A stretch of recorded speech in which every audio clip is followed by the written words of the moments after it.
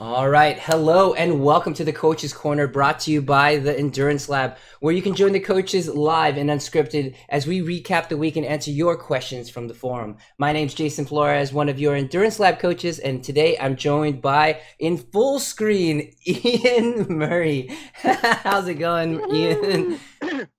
It's going fantastic. How you doing, Yeah, Jason? doing really well, doing really well. We got a couple of our coaches got some stuff going on, but we move on. Before the podcast, we were asked if we need adult supervision. We said no, we're gonna make this happen. So just a reminder to all of you, we are live on several different platforms. So what you see today is what you get, and with the two of us, that is quite true. So it is unedited commentary from us, the coaches, and it gives you a chance to be part of the show by asking questions, to jump on live and be part of the show. Let me jump over to the show notes and we'll go ahead and get started with today's show. We're going to jump straight to the hot topics of the lab. We're going to talk a little bit about commuting gear, as well as some cold weather workouts, as far as continuing that conversation that we had about how to eat and drink for cold weather workouts. We're going to throw it over to Ian as I get this all shared out. And he's going to share about his fun adventures commuting into the office. Yeah, All so right. I've been a bike commuter as far as commuting to work for I guess 8 years now. No, 10 years. About 10 years or Wow. so. Wow. Sometimes a little bit. Actually, I guess a little bit more. I started commuting off and on in 2001 when I lived in Kansas, and so it was about 18 miles each way. And I had no idea what I was doing. I should have been hit by a car multiple times. Barely knew how to change a flat. Yeah, it was bad. And then when I moved to Alabama, commuted a little bit with a bike, and then continued on. But now it's been full on commuting for the last 8 to 10 years, really. Uh, Actually, no, I take that back. Since 2006, full on commuting by bike, whenever possible. Yeah, and that's I've done it through tropical storms, not hurricanes. Um, and I've got something new now, as I'm having to do it in winter-like conditions or Arctic. I mean, really, this is like horrible, horrible, horrible weather. Um, it's 39. Yeah, it was 39 degrees on Monday, so it was pretty rough. But more importantly than having to deal with this horrible climate change that we're experiencing, and the ultra cold weather, the thing I want to talk about today are some of the key things you need to bring with you when you're commuting. And Jason, I'm gonna throw this to you as a quiz. What are what is probably the top two things you should bring with you when anytime you go riding, but especially when commuting? Nope, nope, nope. So this is actually the common error that I see with most people, and it's not just commuting by bike. It's anytime you're going out running. You need to bring your ID with you. You need to bring an ID with you. Now, you trust me, you'd be surprised some people don't, um, because we want to make sure that we can identify that splattered piece of meat on the sidewalk.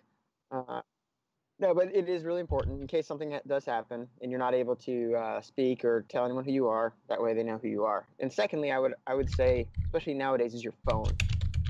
Your phone, because one, if you get stranded, you can call for help. Two, if you do have an incident, you can video it, you record it, take a picture, whatnot. Um, and and more importantly, if something does happen to you, usually people can use your phone to either figure out who you are as well, or find out who your emergency contacts are. So those are, say, the first two things you got to plan out. Now, going from there, there's some other key pieces you're going to need, and we're talking all conditions, not just the horrible Arctic cold that we have here. Um, the next things you're going to want to look for is your safety gear. So your safety gear, you got to have lights, front and back, front and back, and they have to be lights that flash, because the eye is drawn to movement. The eye is not drawn to a light, right? We're not moths. So if you have a flashing red light on the back and a flashing white light on the front, some places don't allow that, but if they do, it's great. It does make people more likely to see you. Now, I will also say this about lights. The purpose of your light is for you to be seen and for you to see up the road. It is not to blind me Yeah. when you go the opposite direction. So you don't need to point that bad boy at my eyes. You're Yeah. not conducting an eye exam on your bike. while you're passing them. Uh, so please don't do that. The next piece is something that's often forgotten as well, especially by us cyclists. It's rarely forgotten by people who just commute, but cyclists, what do you think that is, Jason? What do we always forget? I still think it's stuff to fix our bike. Nope. Well, and that's important, but I still think it falls into the safety part of it. Oh, When you're safety part of passing it. someone, how do you tell someone you're passing them? Oh, hand signals. Right, except if you're passing them, they can't see Oh, your hand signals. that's right. So you need to pass safely. Right, so you need a bell or a horn or something because A horn. I will I tell like a you, horn. shouting on your left is awesome, except when 99% of the people are wearing headphones, Yes. they can't hear you. And Yes. the bells generally, the high quality bells or the air horns generally cut through that. I like Uh, that. Air horns. I've only heard a couple of those, yeah. but those can be very effective, especially for cars. Yeah. And because I also can tell you that people will be standing in the middle of your path sometimes if you're riding on a Yeah. bike path and you'll ding, ding, ding, ding, ding, ding, ding, right up to them. And they look at you like, what is that weird bell? As they It's watch you approaching. Uh, it's it's just, nah, I'm yeah, like, it's I a just want to run them over. the path is tough. You know, it's Yeah. odd too because you'll come across cyclists that won't let you by either. Well, that's why you have elbows. Yeah, his elbows up. Yeah. But other than that, then you have to start going into the tools. You definitely want to have tools to fix your bike. But if you have your phone, you can always call someone. Or you can catch an Uber or whatnot. Mm, So those are important. Having wet waterproof gear, yep. backpack. I use a very expensive. Let me see if I can dig it up in my bag here. I have a really expensive waterproof bag that I use. It's a trash bag. That's awesome. That's I bought a awesome. box of these for like $5. Oh, Um, you know, so I had some luck with the you know how the postal service has those Tyvek bags. I get those for wet stuff. But yeah, that's a wet kit in a garbage bag, man. What are you trying to do? Grow mold? yeah, but then I just take it out. I throw the bag away. I don't have to This is wash true. it, This is true. and I can This is actually true. use it for throwing trash away at the house. It's dual There you purpose. go. There you go. There you go. Uh, Just make sure you do the stuff first before you put trash in it. yeah, yeah, because you also don't want to store your sweaty gear in your backpack. That's true. So That's true. I use the Febreze trash bags. They're nice. Very nice. Very Uh, nice. yeah, but yeah, those are definitely the big important key commuter things. And then if you happen to live in one of those places where it rains all the time, it's nice to put on some fenders, so you don't have skunk butt. Skunk, but with the line right up the back of Brown your stripe, brown yeah. stripe right up your butt. Yeah, Oh so yeah. it's definitely important to do those things. And I will tell you that on my fixie or my single speed, I have a rear fender or a mud Yeah. guard for that purpose, and it's not bad. Um, and definitely want to carry your tools. I always actually carry a small bottle of lube too, just in case Yeah. it gets really the weather's so bad and it dries out over the day. Um, and then the other part too, I would say for commuters, there's one other critical thing all commuters need to do before departing. Go to the Two bathroom. things. If you're a triathlete, you don't need to do that before departing. Uh, Now, there's two things. One is check the weather, check the weather. and then two, if you're new to an area, get on Google Maps. Yeah. Click the bike route area. Learn a couple different routes too. It's always very good to learn a couple different routes. I find I learn cities best when I commute because I learn a bunch of different ways around. I like that. And knowing different routes has been very beneficial to me as they are doing construction on one of my routes, and Hmm. I had to learn a new way. Fortunately, I knew it because I'd played around with it. But more importantly, the other cool part is I do it based on the weather. So if I have winds out of the south on my way Wow. home, I Nice. take a different different route because it's blocked. There's more wind blockage for the wind. Nice. If I don't want to work hard, if I want to work hard in the winter from the south, I'll take a different route. If I want to stop for a beer, I have a different route. If I want to stop for coffee, I have another route. I So, like that. so That's fun. I take different routes that way. So, being in the different cities, I'm sure you've done kind of a varying amount. And I know your commute now has a lot of like paths. Have you been in ones where you've had to do a lot of like city riding, like through lots of cars and things like that too? How do you kind of manage or negotiate that sort of thing? Yeah. So if you remember the video I put up about a year and a half ago or so. It's Mm-hmm. on Think on so. YouTube. It's my commute through Santo Domingo, I remember. which Think I was remember. Yeah. kind of traffic, Yeah. heavy traffic, and Yeah. my mom actually thought it was like some kind of horror movie or something like that. She couldn't watch it. It was funny, but the big things with that is you when you're riding in traffic, one, Mm-hmm. don't wear headphones. Don't Yeah. wear headphones. Yeah.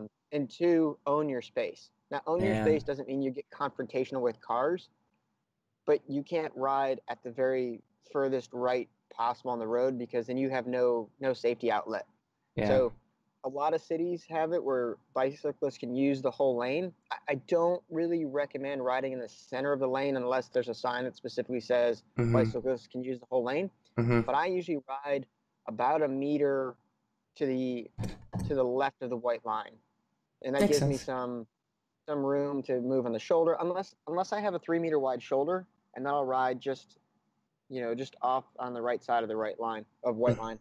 But it's really important because if you don't own your road, one, drivers don't know what you're doing, and Mm-hmm. that's the biggest reason for accidents I've seen is when drivers don't know what the cyclists are doing, because either we're not signaling, we're going through stoplights, stop signs, Mm-hmm. weaving around, or we do last minute moves. So I just assume the drivers are have no idea what I'm doing. I have no idea what they're doing. So the more I can communicate, the better. And the other part too is eye contact.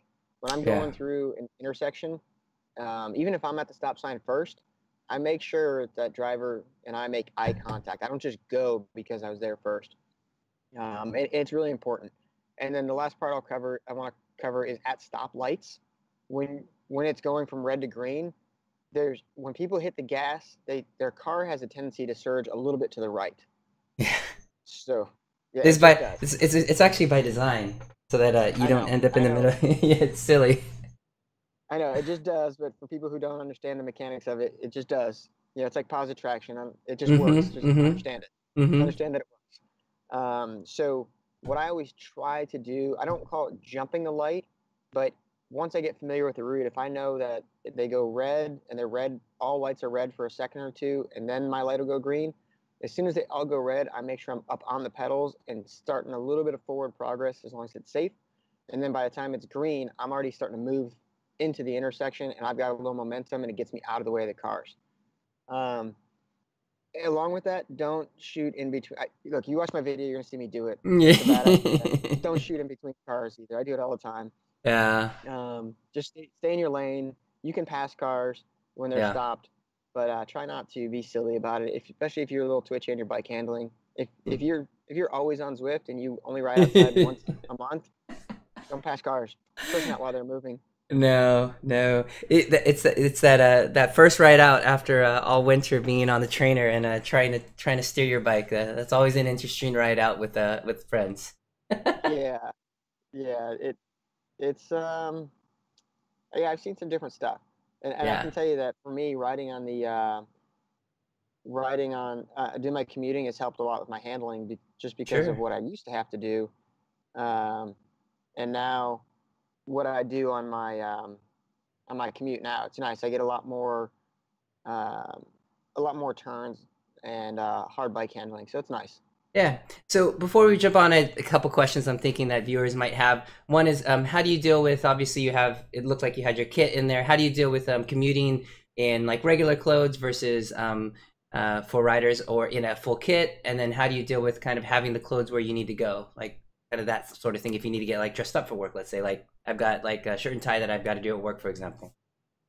Yeah, that's it is important um, to figure out what you're going to have at work available to you or near work. Um, I will say I'm going to post real quick this video on the Facebook page. That's of my commute when I lived in Santo Domingo. The it, if you have a gym, that's great. You can shower and Yeah, change, yeah. and then I just wear my kit. Mm-hmm, If mm-hmm. you don't, if you remember when we had Ken Seifert on Chat and Chill a while Yeah, back, yeah. he's the guy who does the exercise in the airport. Mm-hmm, mm-hmm. You can get cleaned up in the bathrooms. Yeah. You can either change clothes, you can bring some baby wipes, a little bit of deodorant or cologne is probably Mm-hmm. good. Um, but the important part is that you respect those around you as well. So Mm-hmm. again, having that Febreze Glad bag, you can put your wet wet kit in there and bring a second kit to ride home in, which is what I do here in the heat. Nice. Okay. Because I don't want to get in. I don't want to really put on a really nasty wet kit again. Um, but on those days where I've had to go and I know I'm going to be riding between sites or doing things like that, I just make sure I take it really, really easy. Yeah. And if I have to ride in my clothes, so when I lived in Key West and I would commute down to the social gathering points Mm-hmm. with social lubrication, Yeah. I would actually, if I wasn't wearing a t-shirt, if I was wearing a button-down shirt, I would just open it up and ride Yeah. with the shirt open. So I'd get Yeah. air over my chest and it would keep me from Cool. sweating too much. Yeah. So yeah, different tactics. But the big ones are on your right leg, you need to roll up that pant leg or tuck in your sock, Yeah. Yeah. unless you like chain grease. Yeah.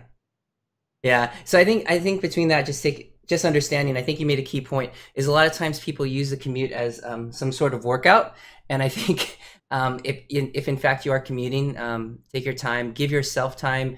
Obviously, there'll be times where you're running later, that sort of thing. But on the whole, you should be just taking your time and getting to where you need to go. Commuting is completely different than the things that you're doing when you're training and racing. So just respect that and commute when you're commuting, and train when you're training. Yeah, and if you are commuting on bike paths, understand that other people use those too. So it's Yeah, not your training ground necessarily. that's right. And so you're going to need to ease up and be respectful. Look, if there's people pushing strollers and things like that on there, run them over. It's fine. Yeah, No, I'm but kidding. But small bumps. yeah, but there are things like that that you definitely need to take that in consideration, and don't be that jerk out there who is haranguing someone who's on their commuter bike, Yeah, with their basket and their panniers, and you're just haranguing them because you're rolling in your Pinarello, yeah. Dogma, tricked out zips, and your Rafa kit. Um, you know, Yeah, yeah. I definitely have to respect the trail. Very you got to make sure that you give way and you have way for everybody to enjoy the same trail that you're on. So they're really good points. yeah. I like that. So All talk to us right. about your version of cold weather fueling. Yeah, my cold weather fuel. The only reason why I bring it up, kind of on the heels of our chat last week of kind of cold weather gear and that sort of thing. And it's funny because I think outside it's 50 degrees, so that's pretty cold for you too. And so that Yeah. means you actually have to put something else on before you go outside, other than a kit here in California. And that scares a lot of people away. So you get calls like, "Hey, Jason, I don't know what to do at 4 a.m. It's 50 degrees. I can't go outside."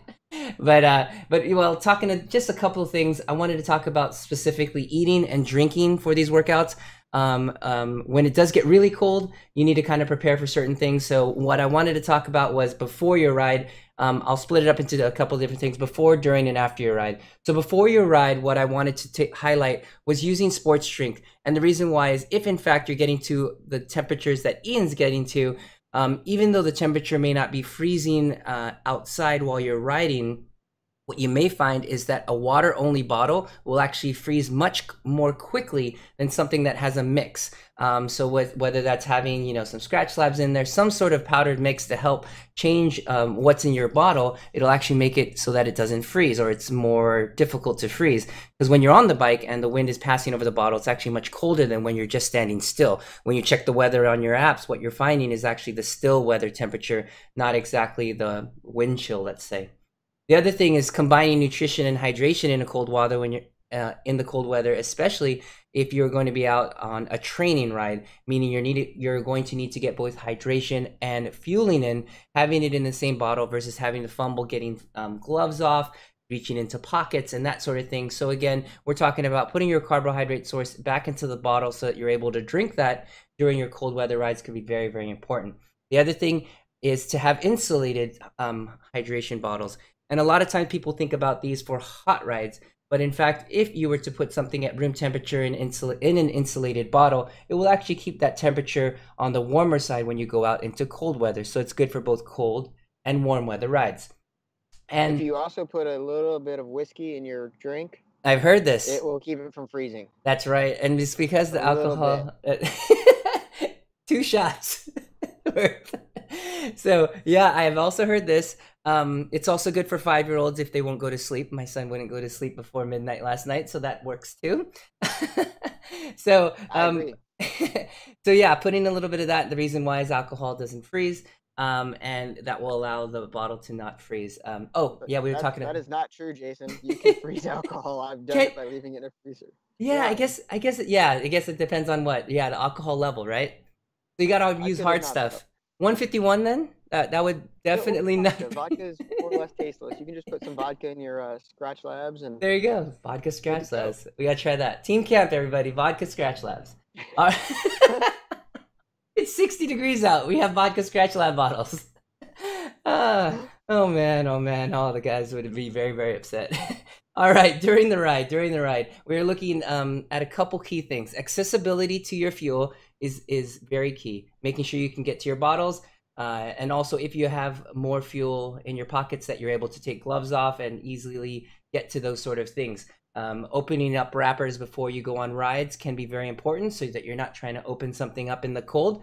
And as far as length of rides, if it's just a short ride, get your work in, finish the ride, and get back. A lot of us like to do, out and backs where you're stopping, doing coffee stops on normal weather rides. But in fact, on a shorter ride, just get there. Ian doing 3 coffee stops on a 30-minute commuting ride, that's a whole different thing. If it's a cold day, just get to work, all right? Thought out, man. All right. Sorry, And then plug in the computer. no, that's fine. That's fine. So on the longer rides, plan your stops. Get the Google Maps out. Find out where you're gonna stop. Make sure it's open. Make sure it's a warm place. Nobody wants to stop at a public restroom that has no heating, trying to use the restroom and trying to warm up on the middle of a ride. Yeah, you do, because everyone's there. Yeah, go On that ahead. note, I'll tell you a little story. I was out on a run with a buddy of mine. This is back when I lived in Kentucky, and it was, I mean, it was cold. It was brutal, and there was the only place along our route was a McDonald's, Yeah. and we'd done about 12 or 13 mile run, and we rolled into the McDonald's straight into the bathroom. It looked pretty creepy. 2 dudes rolling into the McDonald's straight into the bathroom, and we're like just standing up under the heater, under the hand Oh, the dryer. hand dryer. Uh, That's awesome. Oh man, that's bad. Uh, all right. So hitting our last point here. When you get home, clean up while it's still cold. A lot of us want to just throw the bike down and run inside. Um, Clean the stuff you need to. Get yourself cleaned up. Get the bike cleaned up. Get it all done, and warm up slowly. So if in fact it's very very cold outside, take your time. Whether it's spend some time in the garage while you're transitioning to go inside, because if you warm up too quickly, it can actually be more painful than to kind of do a slow warm up. So super important. And the last, eat and drink for recovering, just as you would if you were going out for a training ride. Eat and drink afterwards. A lot of times, what will happen during cold weather, you won't feel hungry, you won't feel thirsty. So you kind of need to have an idea of what you normally take in an hour of a training ride, if in fact the weather was kind of your normal training weather, and make sure you're getting the fuel in. If you in fact are doing workouts, the fueling need is still there, if not even more, because it's cold and your body's trying to keep the heat on or to keep you alive, essentially. You're going to need, if not more fuel than you normally would if it was a normal day and you were just kind of your regular temperature. So just a couple tips for eating, drinking in cold weather workouts. Luckily, we don't get too much of it here in California, but I think as far as the weather changing, people are always asking questions, and it's a good time to kind of review. And it goes hand in hand really well with commuting, as far as Ian's doing on his cold rides. So is the weather looking like it's going to stay like that for a couple weeks, or how's it rolling where you're at? Yeah, it's looking like it's going to be 50s through this week and maybe next week. Man. Lows in the low 40s, highs in the mid 50s.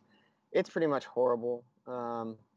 Like, So when do you pull the trigger? When do you pull the trigger and get a ride? When do you pull the trigger and like drive in? What at what point does that happen? it's got to be raining and Okay, below 50 for me to drive.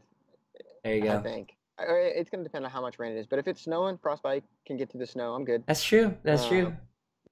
honestly, only thing I have to do is get some better gloves, and I've got everything else figured out for the most part, Nice. to survive the cold. I don't like it by any stretch. I'm not going to say I want to keep. I choose it, but it's much better for me to ride. I mean, it literally takes me 35 minutes, 40 minutes to get to work and Oh home. yeah. In the car, if I come in early, I can get here in 25 minutes. But on the way home, No way. shoot, man, it's 45 minutes to an hour easy, and you're Yeah. stuck in traffic. And apparently, it's still frowned upon here to murder people for Yeah. being bad drivers. So So I try not to do it. There's one last thing. Storage. Are you able to? You got a place to store your bike. Obviously, you got to. Commuters got to think that in mind. Either you're locking it outside, but if you got your nice bike out, you got to try to find a way to bring it inside. I'd imagine, right? Yeah, I mean that's why I only ride either the single speed or the cross bike. That way, it's not. Yeah, And yeah, and I don't ride the cross bike if it's raining out here.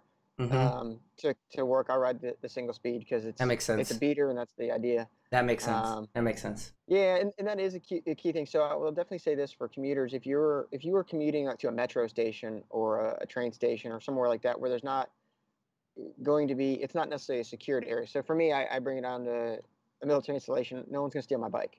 Yeah. Lock it up, but no one's gonna steal my bike. Um, but we do have a lot of problems here in the DC area where people who commute Yeah. to a metro station or a train station Yeah. and their bikes get stolen. So Yeah. if you have a really nice bike and you bought a cable lock, just understand that you have just donated that really nice bike to somebody Yeah. who's Yeah. who has questionable moral integrity. Yeah. Highly recommend getting a chain and get something that says it requires like hydraulic cutters Mm-hmm. to get through. Yeah. And when you do chain it up, there's a few things you do need to remember. You need to chain through your frame, Yep. not through the wheel on a quick release. For one, because you'll come back to a wheel. A wheel. Um, Uh-huh.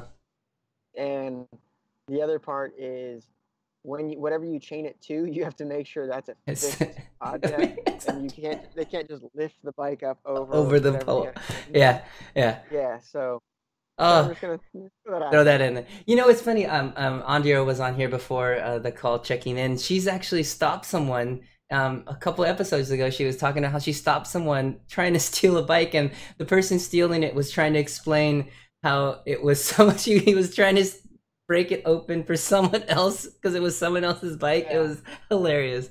Oh man, you gotta go back and yeah, listen to that. So yeah. yeah, There's some really good there's some good YouTube videos. There's a couple guys who set up a bike that basically falls apart, oh and wow, they set it up in this area where you had to ride it downhill, so you could just, but they didn't lock it up, and so someone could just walk up and try and steal it. steal it. And so this guys try to steal the bike, and they come up and the handlebars fly off. Oh my god. It, it's That's hysterical. We'll have to check that out. All right, Yeah. for those in the endurance lab doing the ability lab this season or this 8 week session cycle, we are in a recovery week. So we've got, of course, that moves on us all over to skills. So this week we've got 4-3-5 high cadence drills. You'll be doing strength builders and cadence power builds. So with the high cadence drill, it's a skills pedaling workout. You're looking at high cadence, developing pedaling efficiency. And then during your strength builders, it's actually a very, very long recovery, which ends up doing really high tension, 10-second bouts, and then full recoveries after that. And so you really want to get down to kind of that low cadence. And then the last kind of puts everything together. It's cadence builds. It's just progressively driving you essentially what's described as lactic pain. The growing burning sensation in your legs, that the desire to just back off, and essentially using that high cadence build. So a lot of times recovery weeks, people look at just doing very, very low intensity. But in fact, with our coaching, we typically do lower intensity, but we do lots of skills during this time. So for those in the recovery week, definitely take that time to do skills. So you can always build in these skills type workouts when you're doing recovery or when you're on an easy week, because the intensity is not as high. Because usually high intensity and these skills just ends up being you falling off the bike. So that's the way to go. Yeah. So that's for what's going on in the lab. Next week we got our next build. Not too much on the horizon. Oh, Ian, if you want to talk a little bit about who we are going to have on next week on the Coaches Corner. Yeah, so next week, because our other coaches are not going to be just shiftless free riders, and they're going to show up for work. We're going to have them, and we're going to bring on Garen Mosley, who's a top 10 age group finisher at Kona. The beloved fiance of our one and only star nutritionist, Andrea Cullen. So That's right. we'll have Garen on here. He's going to talk about a lot of things. So if you have something you want to ask a person who just absolutely crushed Kona, or crushed a bunch of different races for getting there, he's a good guy to talk to. He's pretty dedicated, pretty smart guy, and he knows a lot of what he's talking about. So we're going to bring him on here and see what he has to say. And and get his take on that race. And if you follow like Slow Twitch forums or anywhere else that's talking about Kona, there's a lot of complaining this year about the drafting. A lot of it Yeah. had to do with the wind conditions, that it Mm-hmm. was just very difficult to break the race up. But I think we're gonna have probably a nice little discussion too about the concept of doping in Mm. triathlon, especially among the age groupers. Yeah. So yeah, Definitely tune apparently in. there's a lot of people in our age group who have low T issues apparently. Yeah, yeah. Everyone has that. You just print that out at the doctor's office. That's Just right. pay your copay, right? It reminds me of the bike shop where you can get your receipt, and for $5 extra, you can get a receipt that says what you want to show your wife. Right. So you just go to the doctor, you get your physical, and then you get all your extra goodies in the brown bag labeled Ferrari, right? Yeah, exactly. All right. Well, definitely tune in for So, that. We've got pages and pages of questions. We're gonna see if we could rifle through all of them for next week. For Garen, it's gonna be an exciting talk. We're very very excited to have him on. So we hope you tune in for that next week. And for today, we hope you had a good time. There were only two of us, but hey, it's always a good time with Ian it was the and fun too. the fun too. We have done this before, and it was a very highly viewed podcast. So, all right, everybody, thanks for joining in, everybody.